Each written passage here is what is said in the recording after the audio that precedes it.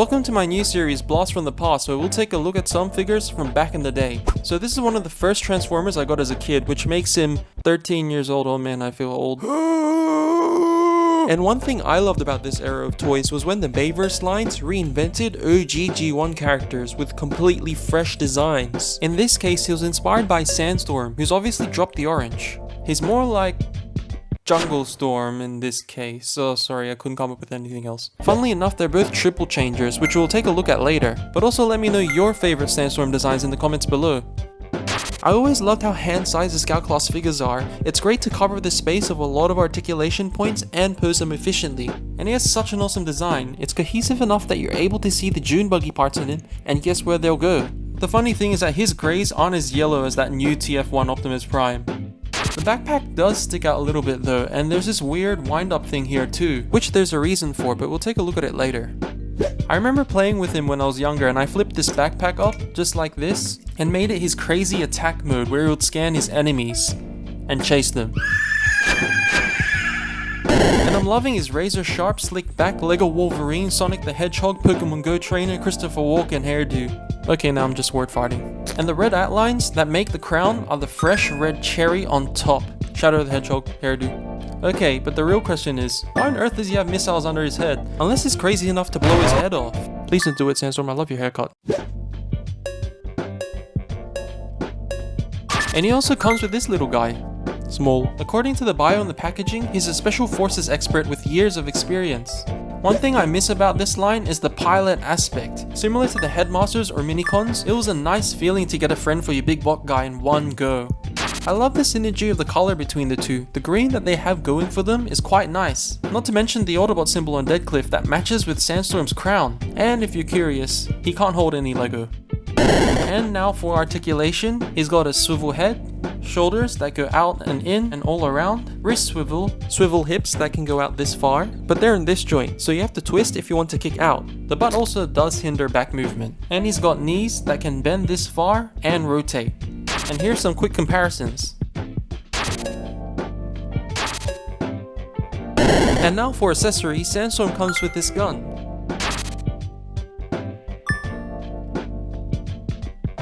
For weapon storage, it uses a C-joint clip, so you can store it anywhere on the roll bars as well. And the ball joint helps the gun get around, which is really nice.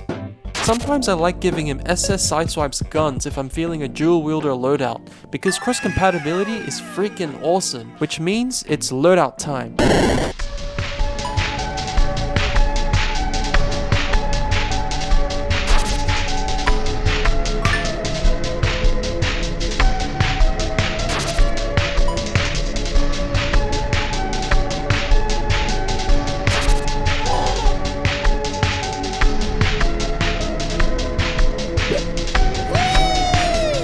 Now for articulation, he has a ball-jointed head, ball-jointed okay, that wasn't meant to happen.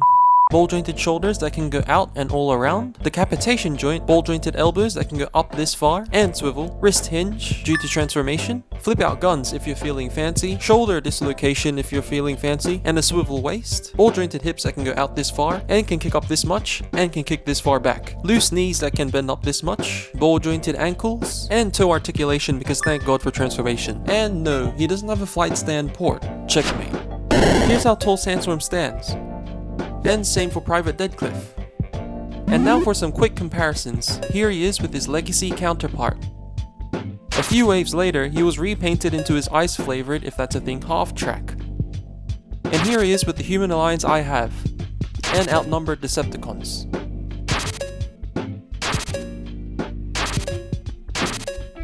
And now onto transformation. I'll stay quiet for this segment just to save time.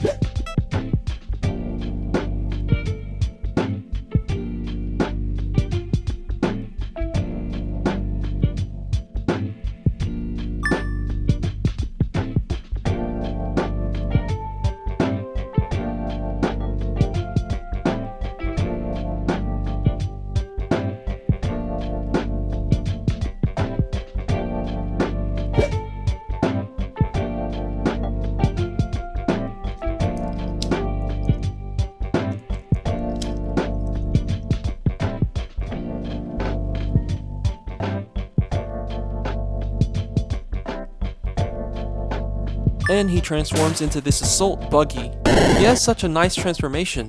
His packaging rates the difficulty of the transformation as intermediate level 2. Lies. But I love how simple and intuitive it is. In fact, it's so intuitive that you can turn your brain off and enjoy transformer mashing. But yeah, he has a really nice Dune buggy mode.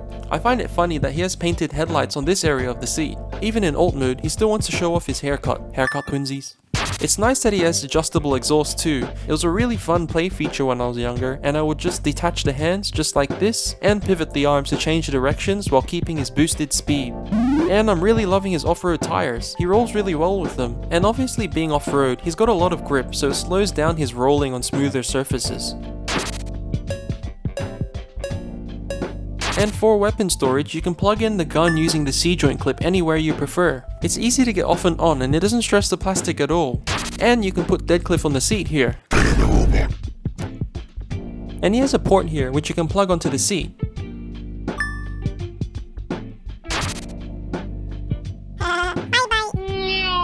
With this, they obviously didn't go the Sandrail Dune buggy route, but opted to adapt into the idea of being more military, which works for the Nest gimmick.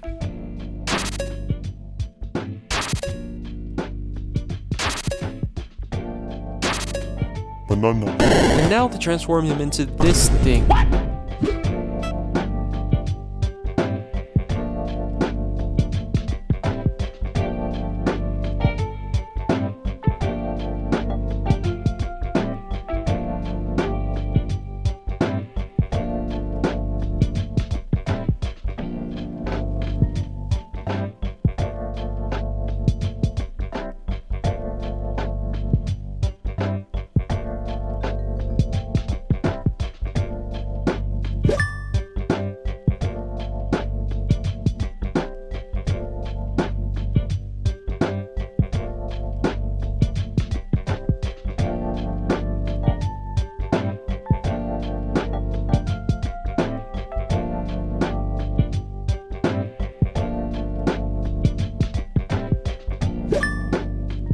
Transforms into this gun platform mode. It's interesting. It's obviously an interesting helicopter mode substitute to the G1 version, but I can understand it because of a thing called budget. And you can put Dedcliff on the seat as well, through this port and plugging it in here. Now Dedcliff is happily sitting in his throne of death. Yay! Honestly, Dedcliff has the worst seat in the house, like one wrong move and he'll get his leg shot off. Imagine he gets leg cramps. What's cool is you can pop the missiles out if you push the chest area down. Back then, there was also a MechTech feature which involved transforming weapons gimmicks using 5mm ports. In this case, Sandstorm acts like a target master.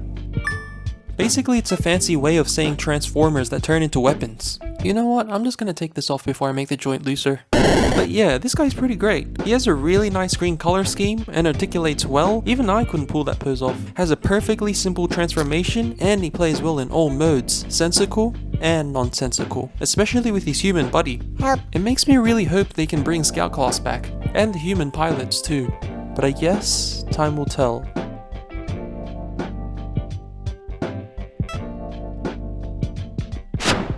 Hope you guys liked the first entry into the Blast from the Past series. I've got some others lined up to review and I'm hoping to modernize a lot of these reviews of older figures. So yeah, be sure to subscribe, like, and if you didn't like it, then go watch MGO or someone, they're way cooler.